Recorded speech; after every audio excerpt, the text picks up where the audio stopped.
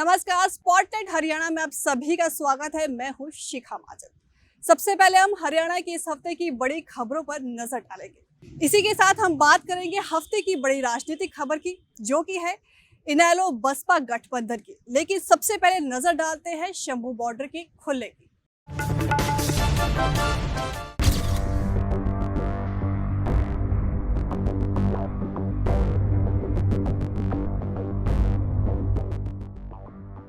Punjab Haryana high court ने Shambhu border खोलने के लिए आदेश जारी किया है।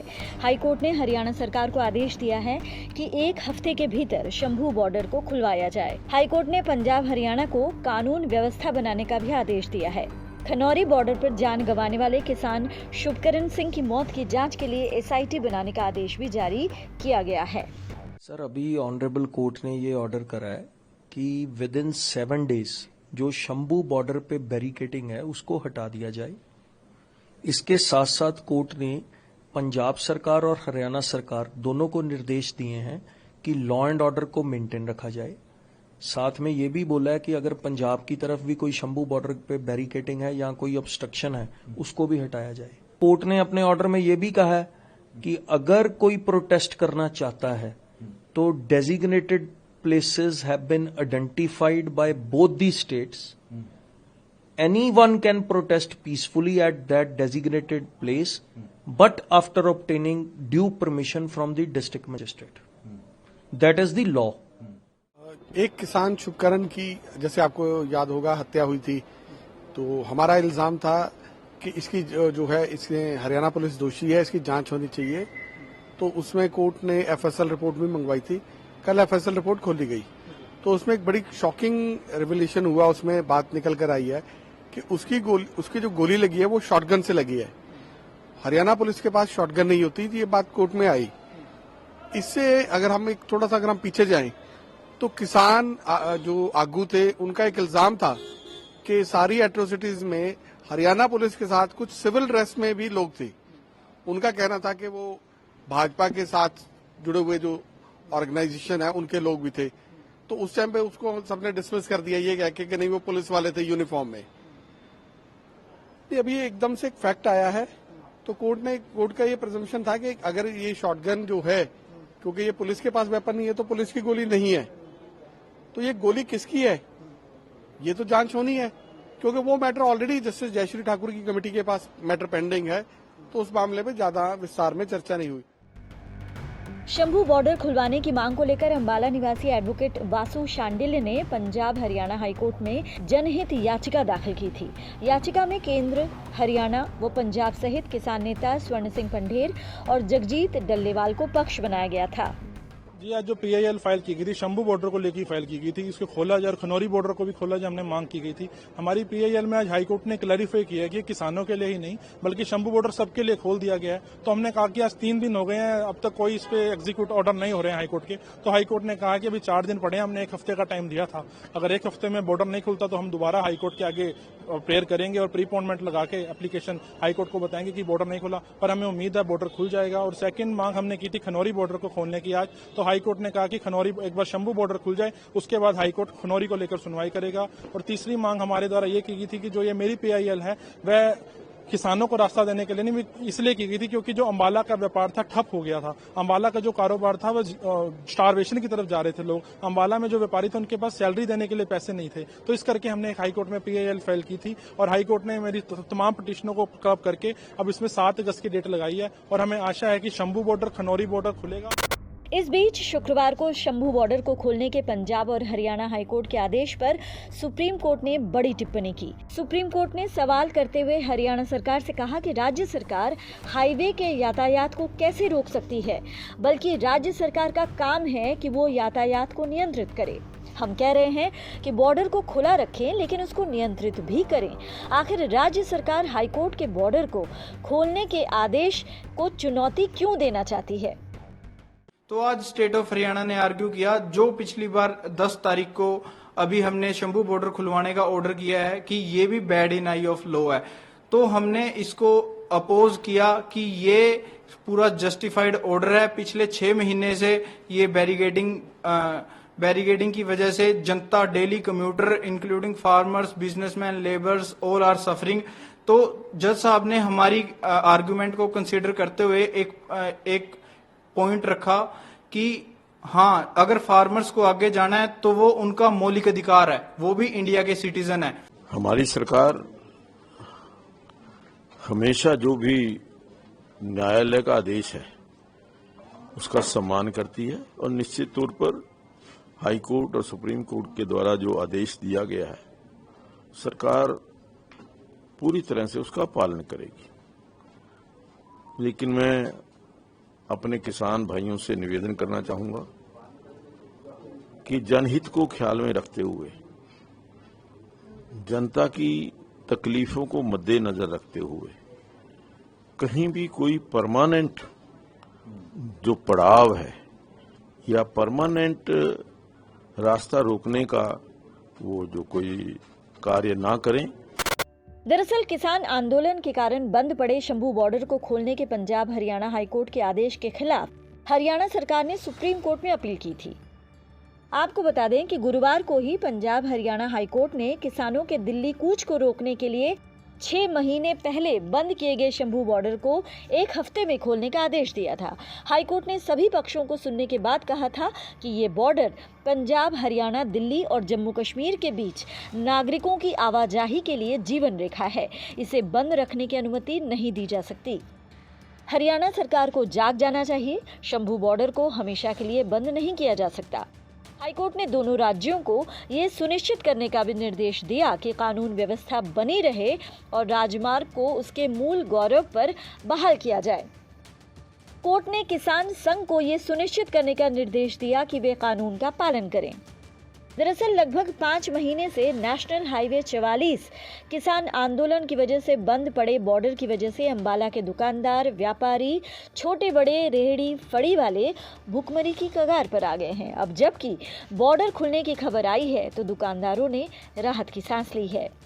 माननीय हाईकोर्ट ने ये ऑर्डर किए हैं कि भाई ये शंभू बॉर्डर जो खुल रहा है, तो सबसे पहले तो मैं हाईकोर्ट का धन्यवाद करूंगा और उसके बाद हमारी जो जन जागृति संगठन था जो पिछले काफ़ी टाइम से इस काम के लिए लगा हुआ था, उनको बधाई दूंगा और अपने व्यापारियों को बधाई दूंगा कि जिन्होंने जन जागृति संगठन पे हमारा जो बंद का आह्वान किया था, आज हमारा वो बंद सफल रहा, क्योंकि इस बॉर्डर से हमारा व्यापार जो था वो पिछले 6 महीने से बहुत ज़्यादा प्रभावित हो रहा था। वहीं शंभू मोर्चे पर मौजूद किसानों ने फैसले का स्वागत किया और कहा कि वे दिल्ली कॉल पर अटल हैं। किसानों का कहना है कि बॉर्डर को बंद हरियाणा सरकार की तरफ से किया गया था। ये कोर्ट ने अपने आदेश में बता दिया है। ਮਾਨਯੋਗ ਪੰਜਾਬ ਤੇ ਹਰਿਆਣਾ ਹਾਈ ਕੋਰਟ ਨੇ ਆਰਡਰ ਕਰੇ ਨੇ ਵੀ ਇਹ ਰਸਤਾ ਖੋਲ੍ਹਿਆ ਜਾਵੇ। ਜੋ ਅਸੀਂ ਸ਼ੁਰੂ ਤੋਂ ਕਹਿੰਦੇ ਆਏ ਆ ਵੀ ਜਿਹੜਾ ਰਸਤਾ ਬੰਦ ਕਰਿਆ ਹੋਇਆ ਹੈਗਾ ਹਰਿਆਣੇ ਦੀ ਬੀਜੇਪੀ ਸਰਕਾਰ ਤੇ ਸੈਂਟਰ ਦੀ ਬੀਜੇਪੀ ਸਰਕਾਰ ਨੇ ਕਰਿਆ ਹੋਇਆ, ਉਹ ਅੱਜ ਕਲੀਅਰ ਹੋ ਗਿਆ। ਨਹੀਂ ਅੱਜ ਤੱਕ ਸਾਨੂੰ ਇਹ ਬਦਨਾਮ ਕਰੀ ਗਏ ਨੇ ਬੈਠਿਆਂ ਨੂੰ ਵੀ ਕਿਸਾਨਾਂ ਨੇ ਸੜਕਾਂ ਰੋਕਤੀਆਂ, ਕਿਸਾਨਾਂ ਨੇ ਰਸਤਾ ਰੋਕਦਾ, ਜਿਹਦੇ ਬਾਰੇ ਸਾਨੂੰ ਬਹੁਤ ਵਾਰ ਤੁਹਾਡੇ ਮਾਧਿਅਮ ਰਾਹੀਂ ਇਹ ਕਹਿਣਾ ਪਿਆ ਵੀ ਇਹ ਰਸਤਾ ਅਸੀਂ ਨਹੀਂ ਰੋਕਿਆ ਹੈਗਾ, ਹਰਿਆਣੇ ਦੀ ਸਰਕਾਰ ਨੇ ਰੋਕਿਆ, ਜੋ ਅੱਜ ਕੋਰਟ ਵੱਲੋਂ ਕਲੀਅਰ ਹੋ ਗਿਆ। शंभू बॉर्डर खुलवाने के लिए अंबाला के व्यापारियों ने मुहिम छेड़ रखी थी। व्यापारियों ने शंभू बॉर्डर खुलवाने के लिए गृह मंत्री के नाम ज्ञापन भी सौंपा था। व्यापारियों की मांग थी कि बॉर्डर बंद होने से अंबाला के व्यापारियों और आम लोगों को काफी दिक्कतों का सामना करना पड़ रहा है। आखिरकार विधानसभा चुनाव से ठीक पहले दोनों पार्टियां इनेलो बसपा एक साथ आती है। जानिए इन दोनों पार्टियों के समीकरण क्या रहेंगे और इसी के साथ इनकी रणनीति आगे की क्या रहेगी।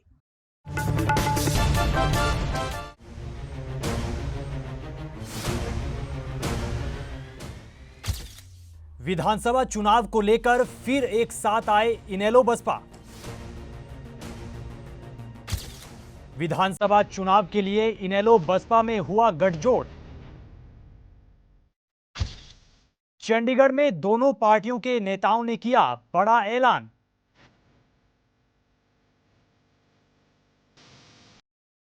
हरियाणा में विधानसभा चुनाव का काउंटडाउन शुरू हो गया है।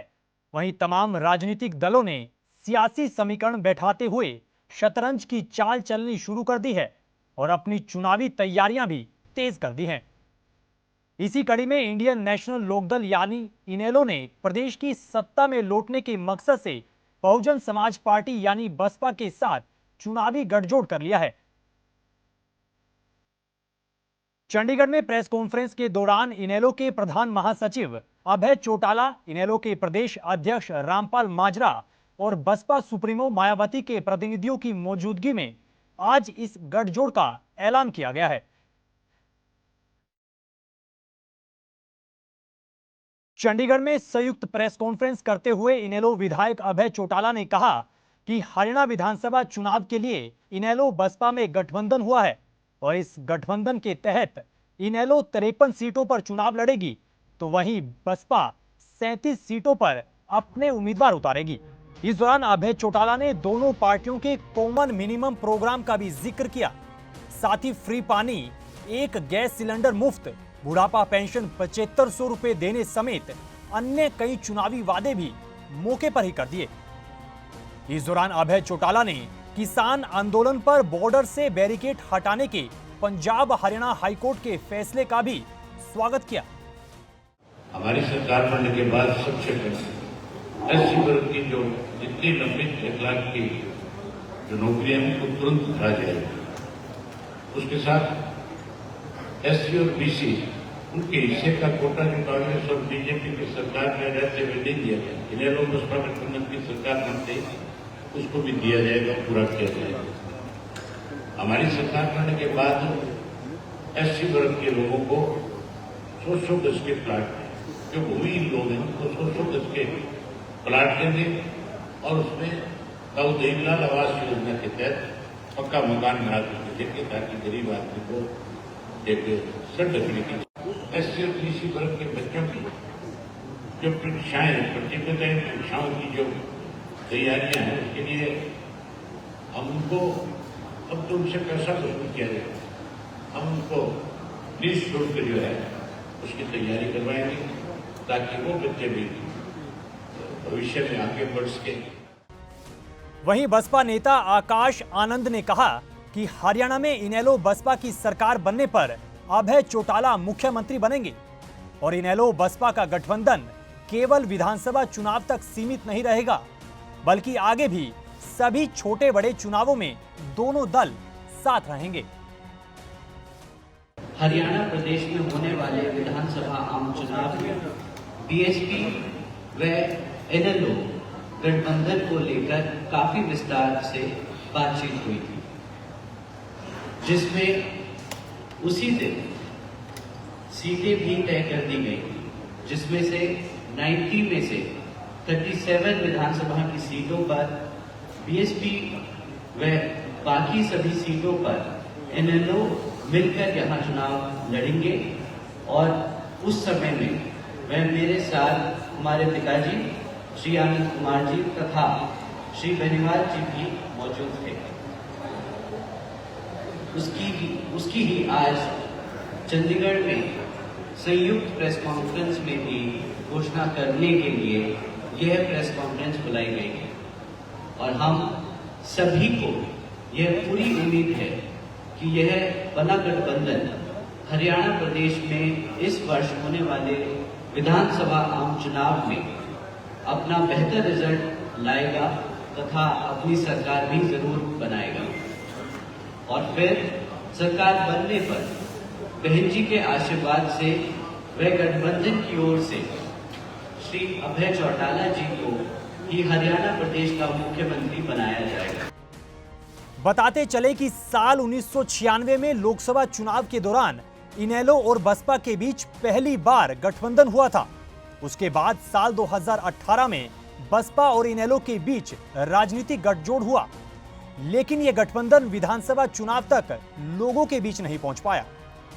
ऐसे में देखना होगा कि तीसरी बार बसपा से गठबंधन करने वाली इनेलो और पार्टी के महासचिव अभय चौटाला के लिए यह गठबंधन कितना फायदे का सौदा साबित होगा।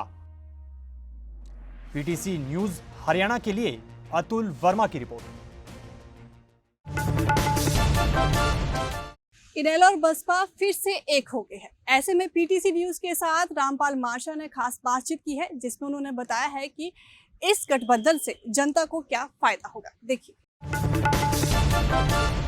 क्या लगता है कि विधानसभा में इस गठबंधन का कितना असर देखने को मिलेगा? प्रदेश के लोगों की इच्छा थी, हर क्षेत्र से ये मांग आ रही थी कि कमेरे वर्ग के लोग एक मंच पर इकट्ठे हों। बहुजन समाज पार्टी का मतदाता और कार्यकर्ता भी कमेरा है और इंडियन नेशनल लोकदल पार्टी का भी कार्यकर्ता कमेरा है। ये गठजोड़ दोनों के बीच में हुआ है और पहले भी हमारे गठबंधन हुए, हमने राजनीति में आयाम भी स्थापित किए और इसी प्रकार से प्रदेश के लोगों की इच्छाओं के मुताबिक हमने ये गठबंधन किया है और हम आने वाला चुनाव जो हरियाणा प्रदेश की विधानसभा का होगा उससे जीतेंगे और हरियाणा प्रदेश में गठबंधन का परचम लहराएंगे। मुख्यमंत्री की भी घोषणा हो चुकी है कि अभय सिंह चौटाला सरकार बनती है तो उनको मुख्यमंत्री के तौर पर जो है कुर्सी पर बैठाया जाएगा। तो क्या लगता है आपको कि सीटों का भी इसमें बंटवारा है? 37 सीटों पे बसपा लड़ेगी, 53 सीटों पे इनेलो लड़ेगी। तो कौन कौन सी ऐसी सीटें संभावित हो सकती है जिसपे इनेलो अपना दावा करेगी? आपको इस गठबंधन के बारे में हमारे नेताओं के प्रेस कॉन्फ्रेंस में सारी बातें सुनी है कि 53 पे हम इंडियन नेशनल लोकदल लड़ेगी, 37 पे बीएसपी लड़ेगी। इसमें भी कोई हार्डली ये संख्या वो नहीं, हम और भी सीटें छोड़ देंगे। जहां पे जिताऊ उम्मीदवार होगा हम उसे जिताएंगे और सम्मान विचारधारा के लोगों को भी इकट्ठा करने के लिए प्रयास करेंगे और हमारी बातचीत भी कई दलों के साथ चल रही है। हम उनको लाएंगे और इस गठबंधन में शामिल करेंगे और जीतेंगे। अभय सिंह चौटाला ठीक कहा है हमारे आकाश आनंद जी ने कि अगर हम बहुमत हासिल करते हैं तो हमारे स्वाभाविक नेता वही हैं, उन्हीं को मुख्यमंत्री का पद मिलेगा। तीसरे मोर्चे की भी बात की जा रही है कि जो कई और राजनीतिक जो पार्टियां हैं प्रदेश से जो संबंध रखती हैं भाजपा और कांग्रेस के खिलाफ जो चुनाव लड़ना चाहती हैं या उनके खिलाफ जो खड़ी हैं उनको भी एकजुट करने की जो है तैयारी, उसकी जिम्मेदारी आपके कंधों पे है। हर कोशिश होगी उनको इसी गठबंधन में शामिल किया जाए और उनके साथ हमारी बातचीत भी चली हुई है और वो भी सकारात्मक भूमिका निभाने को तैयार हैं, वो भी हमारे साथ आने को तैयार हैं और हम उनको स्थान देने को तैयार हैं और मुझे आशा है कि हम तीसरा मोर्चा बहुत सशक्त बनाएंगे और प्रदेश में जीत का परचम फहराएंगे। तो ऐसी कौन सी जो पार्टियां जो जिनसे आपकी बातचीत जारी है और जो संभावित हैं कि आपके साथ तीसरे मोर्चे में जो शामिल हो सकते हैं? क्योंकि आम आदमी पार्टी के साथ भी क्या गठबंधन की बात हो रही है या सिरे चढ़ सकती है? और वहीं जननायक जनता पार्टी में जो इनेलो से ही निकली थी एक समय में, बहुत से राजनीतिक दल हैं जिनको साथ लेकर के हम बातचीत के दौर हमारे चले हुए हैं और उन राजनीतिक दलों का भी मैंने कहा सकारात्मक विचार है, वो भी आने को आतुर हैं, तैयार हैं।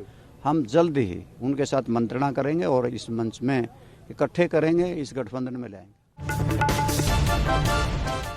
पेरिस ओलंपिक के लिए जिन खिलाड़ियों का चयन हुआ है उन्हीं में से कई हरियाणा के भी धुरंधर शामिल हैं। उन्हीं में से एक है रितिका हुड्डा। रितिका हुड्डा और उनके कोच मनदीप ने पीटीसी न्यूज से खास बातचीत की है जिसमें उन्होंने ओलंपिक की तैयारियों के बारे में बात की है। सुनिए।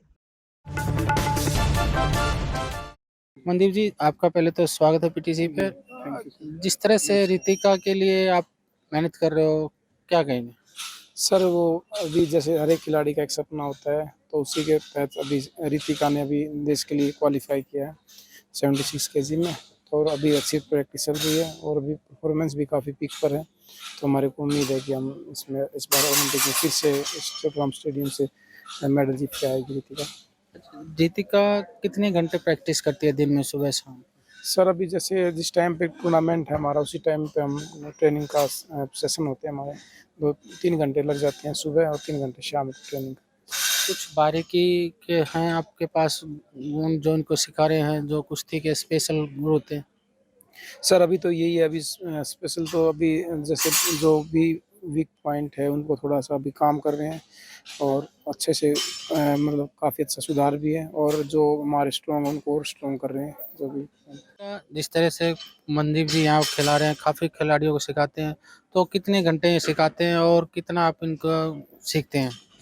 सर, जैसे सर सुबह शाम 3.5 घंटे कराते हैं और उसमें 1.5-2 घंटा मैट होता है हमारा, उसके बाद हार्ड वर्क होता है। तो मैट पे जितनी गलतियाँ होती हैं सर एक एक गलती पे ध्यान देते हैं, बहुत अच्छे से सिखाते हैं सर। ओलंपिक के लिए खिलाड़ी का सपना होता है कि ओलंपिक में जाए, देश के लिए मेडल जीते, तो क्वालिफाई कर लिया था आपने और अब इस तैयारियाँ किस तरह की चल रही हैं अब?